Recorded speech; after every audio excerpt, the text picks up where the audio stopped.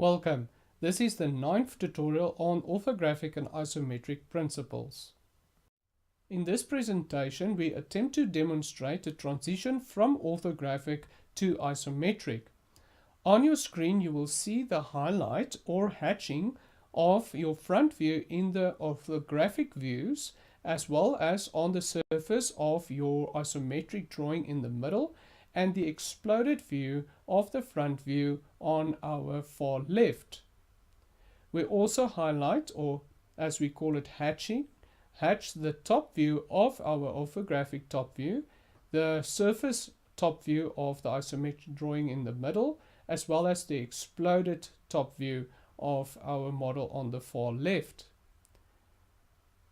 Now we also explain the left view highlighted in our orthographic question and show the hatching of that on the surface of our isometric model in the middle, as well as the exploded view of the side view on the far left. The question read as follows: make use of the orthographic views provided and draw in third angle projection the isometric view of the model. All constructions has to be shown and no hidden detail is required. Because our answer will be in isometric, we know that we need to start our drawing at an angle of 30 degrees. Therefore, we will make use of our ruler and our 30-degree set square. The question is given in third angle, and therefore we will start with the front view of our model at a distance of 80 millimeters. From the starting point, we will measure the 80 millimeters to the left at an angle of 30 degrees. Then we will draw the side view, which is a depth of 50 millimeters from that starting point to our right hand side. And then we will draw the first distance of height from our starting point upwards, as you see here.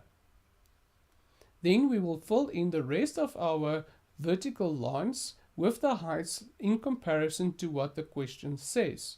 As you see here, the total height of this drawing is 60 millimeters. And we will complete the rest of the detail of our question. Please follow the following steps.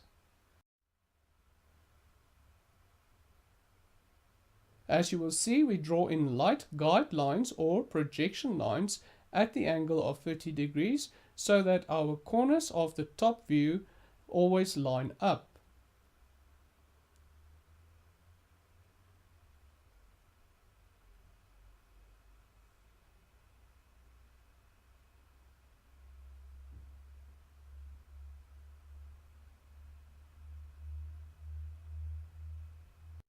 Once you have completed drawing the answer for your isometric drawing, there are a few things that I would like to highlight.